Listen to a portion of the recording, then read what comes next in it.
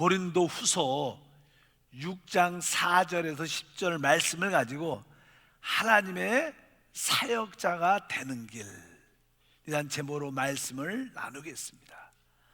특별히 사역자라는 것은 일꾼, 봉사자가 되는 길, 이런 뜻을 가지고 있습니다. 지난번 말씀한 것처럼 이 고린도 후서의 핵심적인 내용은 무엇이냐? 바로 우리가 하나님과 하나가 돼서 우리를 통하여 하나님의 생명이 공급되는 통로가 어떻게 되는가, 그런 내용들을 사실 함축하고 있습니다. 그래서 이 고린도 후서는 특별히 하나님의 일꾼, 이러한 단어가 있어요. 지난번에도 우리 모두는 하나님의 새 언약의 일꾼이다. 원래 일꾼이란 단어는 사역자라는 단어입니다. 사역자라는 단어는 봉사자라는 뜻이에요. 봉사자. 원래 보통 이게 사역자면 우리가 이 나라에는요, 이 장관들이 있어요. 장관, 미니스터. 이 미니스터는 그런 단어예요. 사역자, 이런 뜻이고. 그래서 이제 오늘 내용의 핵심적인 내용은 어떻게 우리가 하나님의 봉사자, 사역자가 되는가, 하나님은 어떻게 우리를 봉사자, 일꾼, 사역자로 만드는가, 이런 내용이 이제 함축되어 있죠. 그래서 여러분들이 뭐 사역자면 뭐 이렇게 목사, 뭐 장로, 이렇게 우리 전도사, 이런 개념이 아니라 모든 봉사자를 사역자, 일꾼이라고 말씀한다. 그래서 우리 하나님 말씀을 읽어보면 고린도 후서 6장 4절에 써 있습니다. 오직 모든 일에 하나님의 일꾼으로 자천하여, 이게 하나님의 일꾼, 우리가 다 하나님의 일꾼으로 이렇게 부름을 받았다는 뜻을 갖고 있어요. 일꾼이라는 단어가 무슨 뜻이에요? 사역자, 봉사자, 이런 뜻입니다. 그래서 어떻게 우리 모두가 하나님의 일꾼, 사역자 했다. 보통 사도 바울의 많은 서신서를 보게 되면 사도 바울은 이렇게 고백하죠. 나 예수 그리스도의 종, 나 바울은, 이렇게 종이라는 단어를 많이 종. 종이라는 단어는 그 당시 지중해 연안에 노예 제도 같은 게 있었어요. 그래서 어떤 사람이 어떤 사람을 값을 지불하고 사면 자기의 노예가 돼요. 노예. 별로 좋지 않아요. 그러니까 이 노예는 주인의 소유지요. 그래서 이 노예에게는 자유도 없어요. 그래서 보통 나는 그렇게 나는 그 종의 소유가 돼서 그 집안의 모든 일을 돕고 주인이 시키는 일을 하죠. 그래서 보통 사도 바울은 바로 하나님의 피로 주님이 나를 사셨기 때문에 나는 예수 그리스도의 종이다. 나는 예수 그리스도의 뭐예요? 노예다. 나는 그리스도 안에서는 자유가 없는 사람이다. 나는 그분의 소유다. 이런 뜻으로 난 사도 바울은 나 예수 그리스도의 종, 나 바울은, 이런 종이라는 단어를 많이 쓰는데 특별히 고린도 후서는 사역자, 일꾼, 봉사자, 이런 단어를 씁니다. 보통 우리가 종과 사역자, 봉사자, 일꾼의 차이가 무엇일까? 종과 그것은 사역자는 같은 의미를 가지고 있지만 종은 아까 말씀드렸습니다. 종은 이 자유가 없어요. 주인의 소유입니다. 그런데 이 종은 이게 값을 지불하고 사왔기 때문에 종이 주인에게 순종한다, 이런 개념은 있죠. 아, 저분이 내 주인이다. 나는 저분이 하시는 모든 말에 순종해서 해야 된다. 이런 의식이 종들한테 있습니다. 그렇다고 해서 종들이 주인의 어떤 마음과 주님의 자기 주인의 생각과 그분의 뜻을 다 알지 못하죠. 우리도 종종 어떤 일꾼들을 쓰면 일은 하는데 진짜 답답해. 왜? 일을 한 가지 딱 시키면 딱 그 일만 딱 하고 더 이상 하지도 않고 어떻게 보면 잘 생각이 안 돌아가. 그냥 착하긴 착해, 순하긴 순해, 시키는 일만 해. 이런 종들도 있어요. 그래서 이 종들은 주님을 기쁘게 100% 한다 말할 수 없어요. 이 종들은 어떻게 보면 주님께 복종하고 나는 내 자유가 있지 않다, 이런 의미가 많습니다. 그러나 사역자, 일꾼이라는 것은요, 주인의 마음을 아는 거예요. 주인이 어떤 마음을 갖고 자기 집을 이끌어갈 때, 어떤 사업자를 이끌어갈 때 어떤 마인드가 있고 어떤 계획이 있고 어떤 뜻이 있고, 이런 것을 알아서 또 우리 주인은 사람을 대할 때 어떻게 대하고, 이런 주인의 마음을 알아서 주인을 대신해서 일을 하는 사람이에요. 그래서 이 주인의 이 마음이, 주인에 속한 모든 것이 그 사람한테 이렇게 쌓여, 뭐라 그럴까, 그분한테 이렇게 주입돼서 주인의 마음을 읽어서 주인의 일을 대신해서 하는 사람을 사역자라고 합니다. 아까 그랬어요. 제가 원래 이 사역자, 일꾼이라는 단어는 미니스터, 그래갖고 장관이야, 장관. 그러니까 예를 들어서 우리나라에도 외무부 장관이 있어요. 외무부 장관이 있다 그러면 외무부 장관은 우리나라의 어떤 모두 외무적인 그 대통령, 정부의 어떤 방향과 어떤 경영과 경륜과 어떤 뜻을 알아야지 외무부 장관에서 다른 사람과의, 다른 국가와 관계를 이루어서 대한민국의 위상을 높이고 승리할 수 있어요. 원래 장관은 그런 일을 하는 거예요. 근데 이 어떤 사람이 당신 외무부 장관 하시오니까 아무것도 몰라, 외국어도 모르고 국가의 어떤 방향과 개념도 잘 모르고 그냥 불렀으니까 열심히 하면 된다, 이런 생각을 갖고, 그런 사람들은 합당한 장관이 될 수가 없어요. 그래서 종종 우리나라에도 이게 청문회에서 검증하잖아요. 이 사람이 합당한 그런 자격이 있는가. 한때는 우리 법무부 장관 세우느라고 큰 이렇게 서로 된다 안 된다 막 그런 얘기가 많으니까, 그러니까 장관을 세울 때는 그런 어떠한 검증을 하죠. 이분이 진짜 이러한 법에 대한, 이분이 외무에 대한, 국가에 대한, 다른 나라의 관계에 대한 이해를 갖고 있는가. 사역자, 일꾼은, 봉사자는 그런 뜻을 갖고 있어요. 여러분들은 하나님의 종에 대한 개념도 있어야지만, 여러분들은 하나님을 위해서 일하려면 하나님의 뭘 알아야 돼요? 마음을 알아야 돼요. 하나님의 뜻을 알고 그분의 목적과 방향과 그분의 행정, 그분의 어떻게 사람을 대하는가, 그런 것을 알아서 그분 뜻을 받아서 그분을 대신해서 일하는 게 봉사야. 그것이 사역자고, 그것이 주님의 일꾼인 줄 믿습니다. 그래서 사도 바울은 오늘 말하죠. 나는 바로 우리가 하나님의 일꾼이라는 거예요.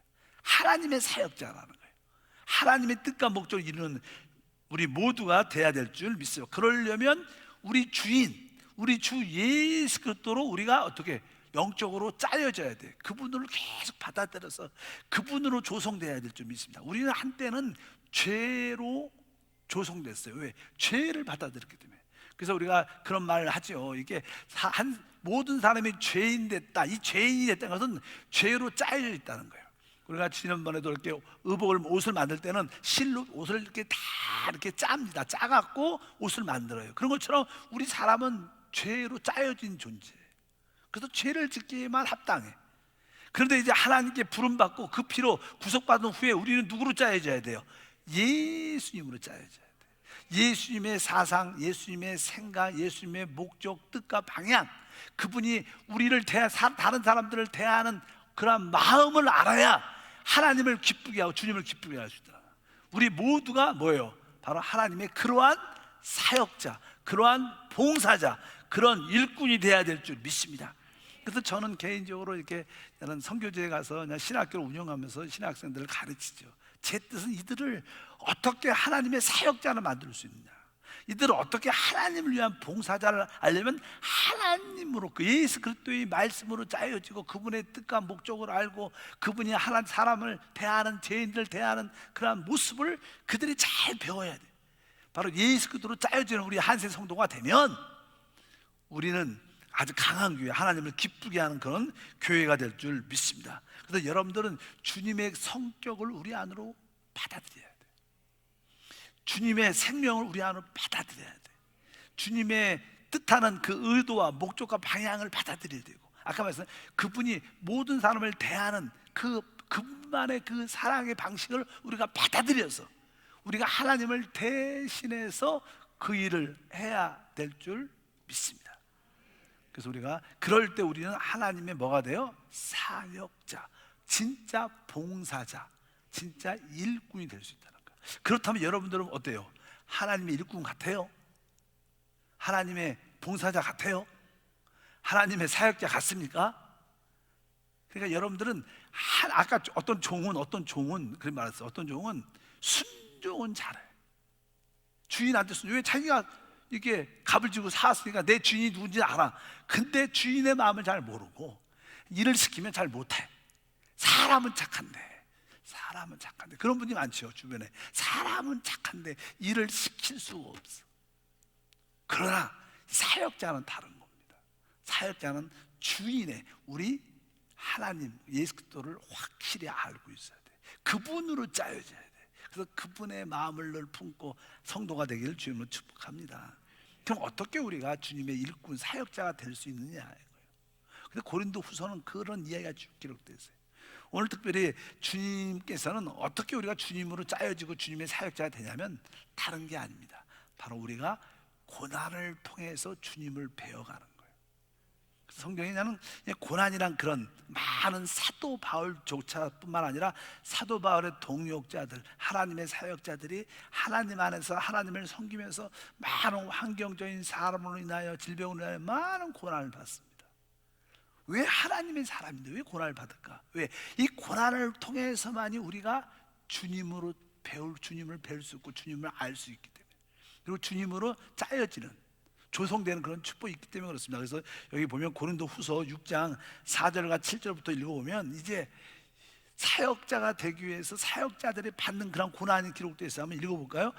오직 모든 일에 하나님의 일꾼으로 자천하여 많이 견디는 것과 환난과 궁핍과 고난과 매맞음과 갇힘과 난동과 수고로움과 자지 못함과 먹지 못한 가운데서도 깨끗함과 지식과 오래 참음과 자비함과 성령의 감화와 거짓이 없는 사랑과 진리의 말씀과 하나님의 능력으로 의의 무기를 좌우에 가지고, 이렇게 한편적으로 우리가 계속 많이 견디고 환난, 궁핍, 고난, 매맞음, 갇힘, 난동, 수고로움, 자지 못한, 먹지 못한 가운데 이런 한편적으로 이런 많은 고난을 겪었다는 거예요.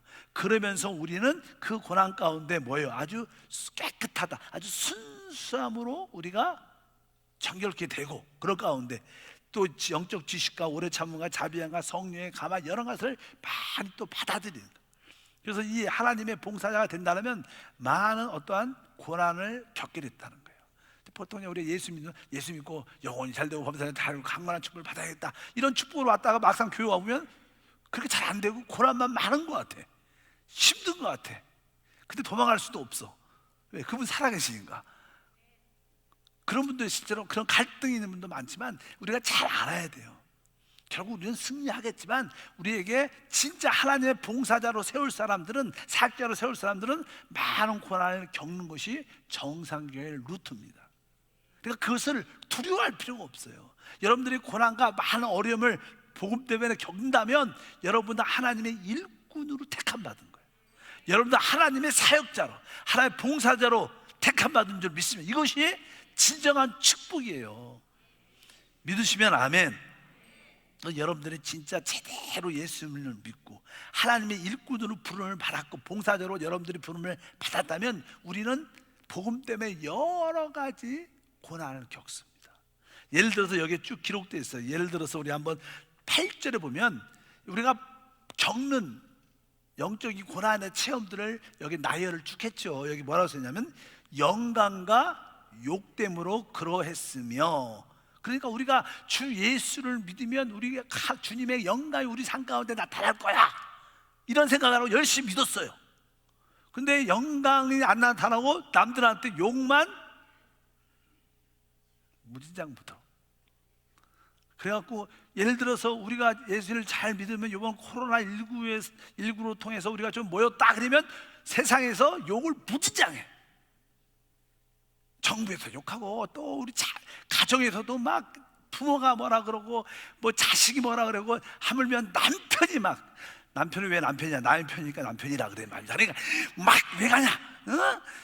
막 그러면서 아주 욕을 더 많이 먹어. 여러분들이 예수 믿는다는 것 때문에 욕을 제대로 먹으면 여러분 사역자가 되는 거예요. 여기 뭐라 했었어요? 처음에 영광과 욕됨으로 그러했으며, 우리가 영광을 받고 하나님이 내가 하나님께 쓰임받고 하는 영광, 내 영광 받을 것 같은데, 그래서 사실 우리는 그 영광이 지금에 나타나지 않고 나중에 나타나요. 처음에 욕을 먹고 나중에 진짜 영광이 나타나. 믿으시면 아멘. 그러니까 여러분, 사역자 된 주님의 일꾼 된 사람들은 욕을 먹는다고 남들한테, 세상 사람한테 정부한테 욕, 그런 것 때문에 쫄면 안 돼요. 그런 걸 욕 먹을 때마다 자랑스러워야 돼. 영광이 나한테 들리는구나. 욕되는 소리가 나한테 영광으로 들리길 주님은 축복합니다. 그래서 마태복음 5장 11절부터 말하죠. 읽어보니까 나로 말미암아 너희를 욕하고 박해하고 거짓으로 너희를 거슬려 모든 악한 말을 할 때 너희에게 복이 있나니 기뻐하고 즐거워하라. 하늘에서 너희의 상이 크민이라. 너희 전에 있던 선자들도 이같이 박해하였느니라. 그러니까 여러분들이 내가 예수 믿는 것 때문에, 예배하기 때문에, 복음을 전하기 때문에 핍박을 받는다면, 욕됨을 얻는다면 그것은 정상적이고, 여러분들은 하나님의 일꾼이에요. 믿으시면 아멘. 그러니까 우리 욕먹는 거 두려워하지 말고, 기차야, 뭐라 그러죠? 개같이 지금 기차는 간다 그러죠 원래. 여러분들이 그런 믿음으로 시간은 다 갑니다. 금방 지나 그런 의미를 갖길 바랍니다. 두 번째 이어서 보니까 영광과 욕되고, 그 다음에 뭐예요? 그러했으며 악한 이름과 아름다운 이름으로 그러했느니라, 이런 뜻입니다. 우리가 주 예수를 믿으면 우리가 저분은 진짜 좋은 분이야, 아주 존경할 만해, 아주 괜찮은 분이야, 이렇게 칭찬받는 그런 이름, 평판이 좋을 줄 알았어요. 평판이, 여기 이름이라는 것은 평판이라는 뜻이니까, 여러분들이 예수를 잘 믿으면 남들이 우리를 좋게 평판이 잘할 것 같다고 그런 기대만 갖고 있는데, 뭐 직장에서나 또 사회생활이나 또 가족에서도 우리를 어떻게 아주 안 좋게 평판하고, 안 좋게 평판, 좋은 평판을 들을 줄 아는데 안 좋은 나쁜 이름, 나쁜 평판을 많이 우리는 듣죠. 저도 나쁜 평판 많이 들어요. 그러니까 그것이 나쁜 게 아니라는 거예요. 아멘. 그렇게 나쁜 평판을 받을 때 사실 우리는 제대로 가고 있는 거예요. 우리 주님께서 뭐라, 세상 사람 몰라도 나는 너를 안다, 이렇게 말씀하시는 그런 은혜와 축복이 함께 할 줄 믿습니다. 나쁜 평판을 우리는 많이 들어요. 근데 그런 거에 대해서 이것이 사역자들이 겪는 고난이구나, 그것을 아시고 믿음으로 승리하길 바랍니다.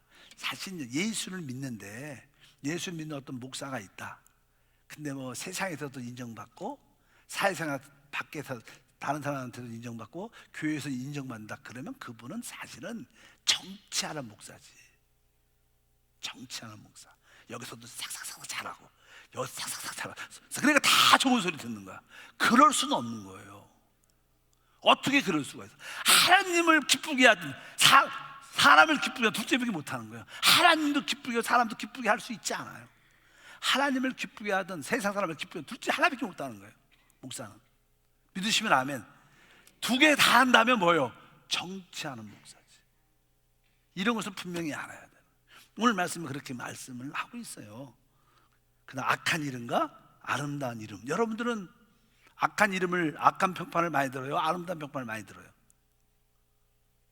너무 아름다운 평판 하트 쫙 든다, 그럼 짝퉁일 수도 있어. 그렇게 그냥 여기에 우리 사도 바울이 그렇게 말하는 거죠. 진짜 쓰임받는 하나님의 사역자는 이러한 모습으로 나타난다, 이렇게 말씀을 하고 있습니다. 세 번째는 보니까 뭐라고 했었죠?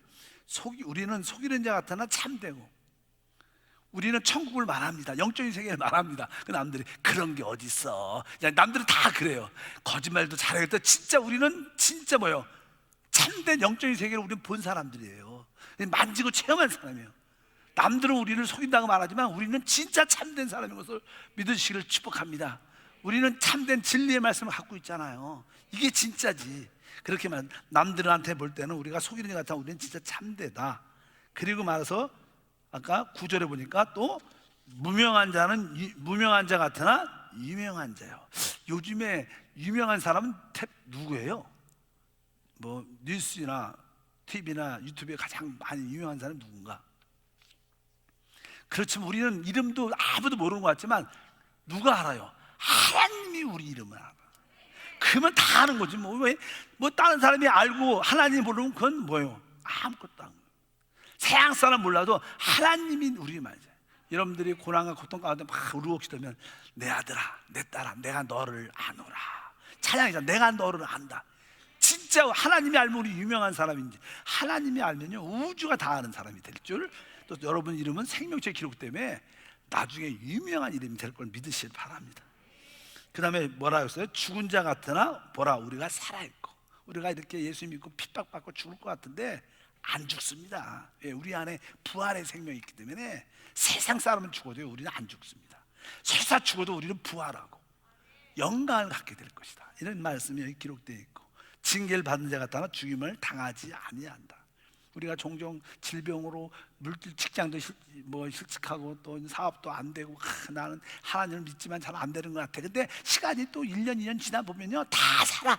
하나님이 다 길을 열어놔.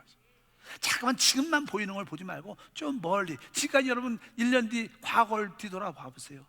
그때 죽을 것 같았는데 어떻게 했어요? 징계받는다고 생각했는데 지금 보니까 아주 이쁘게 당당하게 다 와 계시잖아요. 그러니까 우리는 그렇지 않아요. 이게 바로 징계를 받느냐, 우리는 죽임을 당하지 않는다. 10절에 보니까 근심하는 자 같으나 항상 기뻐하고. 그래서 우리가 근심하는 자 같으나 항상 기뻐. 저는 찬양을요 이렇게 조금은 이렇게 슬픈 것 같지만 밝은 찬양을 줘요. 제가 좋아하는 찬양 다 대부분 그래요. 찬양을 보면 찬양 제가 고르는 것 봐도 이렇게 조금은 이렇게 서정적인 것 같은데 기쁨이 있는 찬양. 우리 주의 성령이도 그래요. 우리 주의 성령이도요. 내가 그 찬양 참 좋아합니다. 그 찬양이 조금 보면 슬프다고 표현하기는 좀 애매하고요. 이렇게 조금 그렇지만 또 어떻게 안에는 기쁨이 있는 찬양이에요. 기쁨이. 믿으시면 아멘. 우리 인생이 그러죠. 인생은 진짜 썩 좋지 않아요. 그러나 그 인생 안에 주 예수를 위해 기쁨과 희열이 있는 거예요. 하나님 있는 것은 그런 은혜와 축복이 함께할 줄 믿습니다. 가난한 자 같으나 많은 삶을 부욕해 하고. 진짜 그들에게 우리가 이 천하보다 귀한 그 영생을 우리가 나눠주는데, 진짜 많은 삶을 부욕해 하는, 지금은 그들이 잘 모르지만 나중에 보면 야 내가 저분 때문에 저 영생을 얻었구나, 진짜 저 사람은 나를 부욕해 한 사람이다, 그런 고백도 할 줄 믿습니다. 아무것도 없는 자 같아 우리는 사실 모든 것을 가진 자예요. 여러분들이 그러한 은혜, 사실 여러분들의 이 은행 안에는요 진짜 백만장자를 넘어서 최고의 부가 여러분 통장에 다 있어요. 근데 바빠서 못 찾으러 가서 그렇지. 근데 그래도 어떻게 호주머니는 없어서 뭐예요? 내 안에 창고가 있지. 마음은 뭐예요? 뿌듯하지. 웬만한 거 괜찮아. 여러분들 하늘의 부하가 여러분 건지 믿습니다. 그러니까 우리는 가난한 같죠. 우리는 진짜 부유하 이렇게 말씀합니다. 우리가 이렇게 진짜 하나님의 사역자들은 이렇게 모습을 갖지만 실제로 그렇지 않다. 우리가 겪는 고난은 결국 우리에게 축복과 은혜를 더할 줄 믿습니다. 그래서 우리는 이 고난을 받아들이고 십자가를 이렇게 받아들일 때 우리는 예수로 조성, 아까 예수로 짜여지게 돼요. 이렇게 5,000원 의복처럼 짜여지는 거예요. 기쁨과 좋은 거로 절대로 예수가 짜여지지 않아요. 우리 안에 어떻게 해요? 우리는 고난과 십자가를 받아들일 때 예수로 점점 짜여져서 바로 우리를 통해서 예수의 생명이 흘러나와요. 참된 크리스찬은요 많은 것을 이렇게 많은 것을 가지고 있다고 해서 남들 나눠줄 수 있는 거 아니에요. 그런 이야기 많이 하죠. 진짜 사역자들, 봉사자들은요 하나님께 진짜 많은 것을 빼앗겨 본 자만이 남들한테 줄 수 있어요. 많은 것을 이렇게 얻은 자들이 줄 수 있는 자들이 아닙니다. 우리는 하나님께 많은 것을 내려놓음을 많이 해본 사람들은 남들을 진짜 위로할 수 있고 사랑할 수 있고 축복할 수 있어요. 왜? 자기가 경험했기 때문에 그 안에 예수의 생명이 공급되는 줄 믿습니다. 여러분들이 종종 하나님이 너 이거 내려놔라, 종종 많은 것을 이렇게 잃어버리는 것 같은 느낌을 가질 때 여러분들은 앞으로 그런 영적인 체험 때문에 많은 자들이 나눠줄 수 있는 축복의 역사가 함께할 줄 믿습니다. 이 의미는 우리는 고난과 십자가를 받아들일 때 예수로 짜여지게 되고, 그럴 때 우리 안에서 뭐가 예수의 생명이 흘러 다른 사람을 살리고 회복하는 축복의 통로가 되는 것을 믿습니다. 그래서 사도 바울은 본인이 그런 체험을 많이 했죠. 자기 동료들과 그런 체험을 많이 했어요. 또 고린도 후서는 전에 말씀드렸어요. 이건 사도 바울의 자서전이에요. 자서전. 자기의 영적인 자서전이기 때문에 그가 어떻게 사역자가 됐는가를 기록하는 거예요. 어떻게 그 안에서 그 놀라운 예수의 생명이 흘러나온 것을 설명하는 거예요. 그래서 고난에 대한 이야기가 많아요.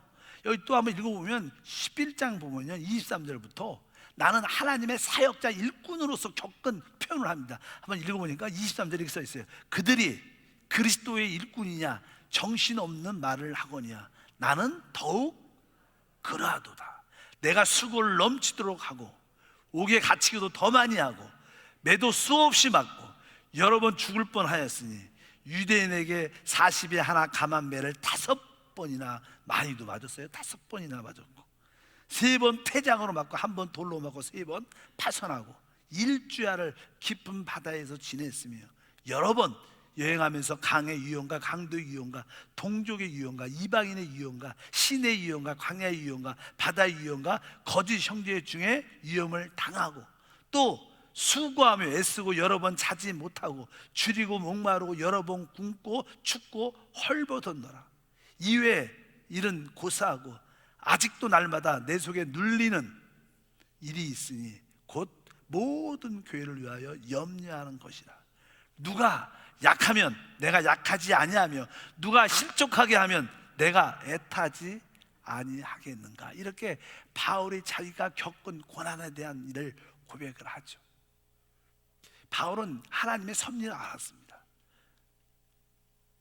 그래서 이렇게 고백을 하죠. 진짜 그러니까 우리가 종종 우리 삶 가운데 고난, 우리 사도 바울은 워낙 크게 쓰임 받으니까 워낙 다양한 경험을 많이 했지만 우리는 알맞게 쓰임 받으니까 알맞게 감당할 만큼만 주실 줄 믿습니다. 그러니까 감당할 시험밖에 없어요. 그러니까 좀 오면 여러분들 시험과 여러 가지 염려와 고난이 다가오면 하나님 나를 쓰시려 하나 보다, 기쁨으로 쓰임 받자, 막 문제 다가와서 염려하고 두려워 이럴 필요 없어요. 우리에게 고난과 염려, 근심 같은 것은 결코 우리를 죽이지 못해요. 왜? 우리 안에 예수가 살아있기 때문에 그들이 다만 우리를 어떻게 자꾸만 하나님이 이런 것을 통해서 예수로 조성되고 예수로 짜여주기 위해서 훈련시키는 거지 결코 우리 문제가 우리를 죽이지 못합니다. 다만 우리를 그리스도를 닮도록 변화시키는 거죠.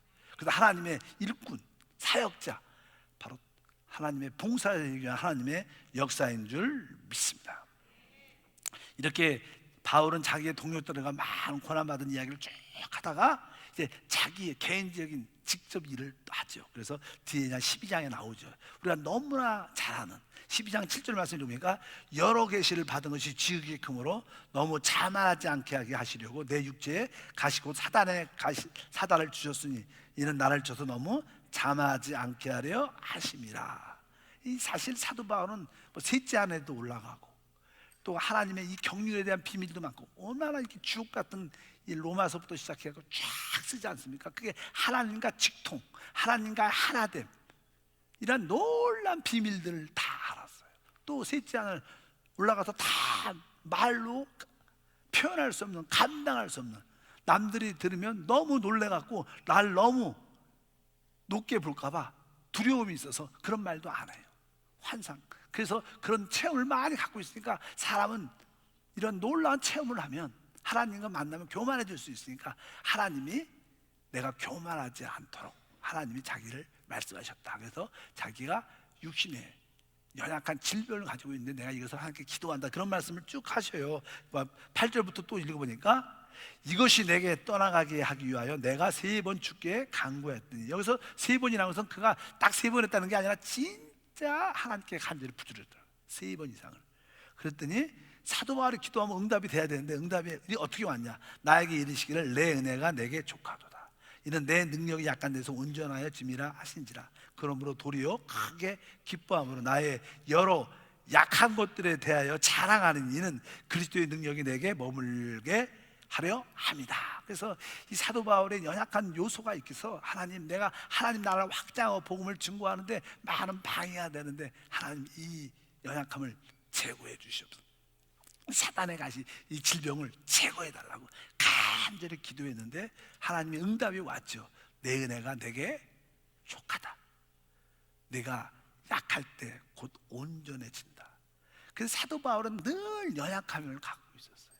그래서 그 연약함 때문에 나 순간순간 하나님을 찾을 수밖에 없어. 부르짖을 수밖에 없어. 그러니까 항상 하나님을 부르고 주님을 찾으니까 주님과 항상 동행하고 함께 하셨어요. 그러니까 하나님이 그를 사용할 수 있었다는 거예요. 그러니까 우리의 연약함은 우리가 하나님을 만나는 길이기 때문에 계속 기도하게 되죠. 기도하면 하나님이 함께 하시죠. 그래서 결국 우리를 통해서 주님의 능력이 나타나니까 우리가 연약할 때 하나님의 능력이 크게 나타나는 거예요. 그러니까 이것이 곧 역설적으로 우리에게 진짜 은혜라는 거예요. 우리의 연약함, 우리의 부족함이 그것 때문에 기도를 하니까 진짜 은혜이신 주님을 만나는 거예요. 그러니까 그것을 은혜라고 말하는 거예요. 그래서 사도 바울은 자기에게 있는 가시를 기쁨으로 받아들이죠. 나중에 뭐라서 내가 여러 약한 것들에 자랑한다. 난 이렇게 연약함이 있기 때문에 기도할 수밖에 없고요. 기도할 때마다 하나님께서 나에게 은혜를 주십니다. 이것이 나에겐 축복입니다. 난 더 이상 나의 부족함, 연약함을 부끄러워하지 않습니다.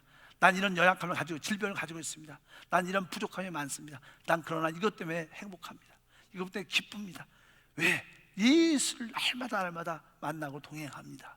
이렇게 말씀을 하는 거예요. 그러니까 우리가 겪는 고난은 결국 우리가 기쁨으로 순종하면 그것은 결국 은혜이신 주님을 만나는 통로가 된다는 거예요. 그러니까 바로 우리가 하나님께 쓰임받는 도구, 통로가 될 줄 믿습니다. 이렇게 어떻게 해요? 하나님의 일꾼들이, 하나님의 봉사자들이, 하나님의 사역자들이 만들어 가는 거예요. 그래서 우리 조용기 목사님도 보십시오. 청년 때 폐결핵에 걸려서 죽음 가운데 있을 때 만나고 또 사역을 하다가 또 이렇게 아주 맹장도 터지시고 그래갖고 아주 힘들고, 우리 조용기 목사님도 맨날 얘기 들으면 공황장애를 많이 앓으셨어요. 초창기에. 또 이게 스트레스가 많죠. 뭐 큰 교회를 하다 보니까 스트레스도 있고, 뭐 교회를 건축하다 보니까 빚도 있고 막 너무나 고통스러워하고, 어느 때는 목사님도 설교를 항상 올라갈 때 설교를 5분하고 10분도 못하고 내려갈 때도 몇 번 있었어요. 젊었을 때. 왜? 공황장애 때문에. 그러니까 항상 남들은 많이 치료를 가 기적이 나타나는데 본인 병은 안 나는 거예요. 사도 바울이 그런 거예요. 많은 사람들의 치유를 받는데 본인의 병은 안 나는 거예요. 왜? 하나님이 쓰시는 거예요. 사역자는 그러한 고난을 겪는 게 정확한 거예요. 나는 예수 믿고 기도도 많이 하니까 나한테 문제가 없어. 이것은 사단이 하는 소리지 성령이 하는 소리가 아니에요. 그러니까 우리는 너무 잘 될 때 뻐기면 안 돼요. 자랑하면 안 돼. 그 사단이 와서 시험합니다. 그러니까 조심해야 돼요.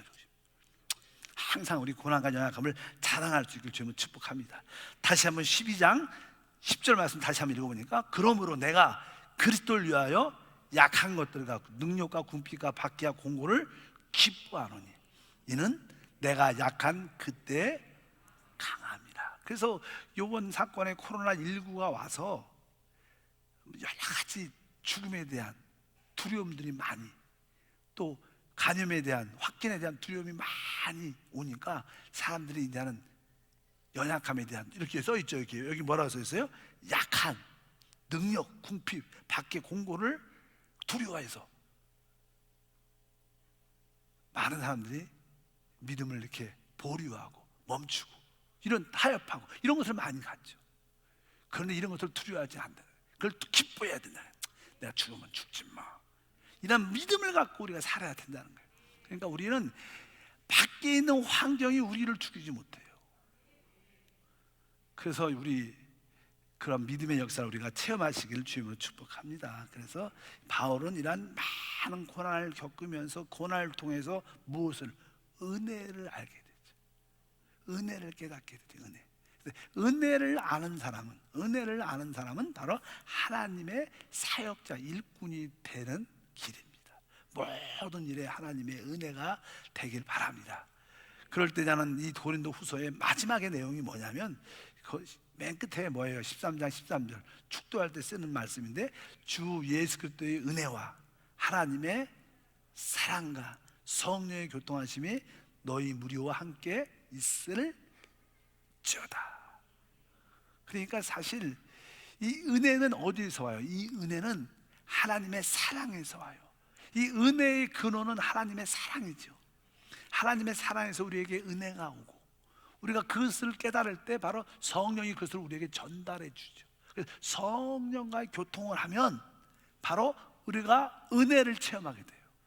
근데 그 은혜는 하나님의 사랑에서 온다는 거예요. 그러니까 먼저 우리가 사랑과 은혜와 성령의 교통을 이렇게 깨닫죠. 그리고 이제 남들한테도 그것을 어떻게 나눠줄 수 있게 된다는 거예요. 남들한테 하나님의 사랑을, 은혜를, 성령과 교통함을 나눠줄 수 있는 우리의 믿음의 역사가 될 줄 믿습니다. 그래서 하나님의 사역자들은 먼저 이 하나님으로 적셔져서 또 이제 체험한 다음에 그것을 남들한테 공급해 주는, 그래서 우리의 봉사는 남들한테 이 믿음과 소망과 사랑, 바로 성령의 역사를, 은혜와 사랑과 그것을 나눠주는 일이 우리의 봉사인 줄 믿습니다. 그래서 우리는 새 언약의 사역자다. 그 새 언약의 사역자는 남들에게 영과 생명을 공급하는 자들, 이 새 언약의 봉사자들, 일꾼, 여러분들은 이제 새 언약의 일꾼, 봉사자인데 여러분들이 하는 일이 뭐예요? 남들한테 영과 생명을 공급해 주는 거예요.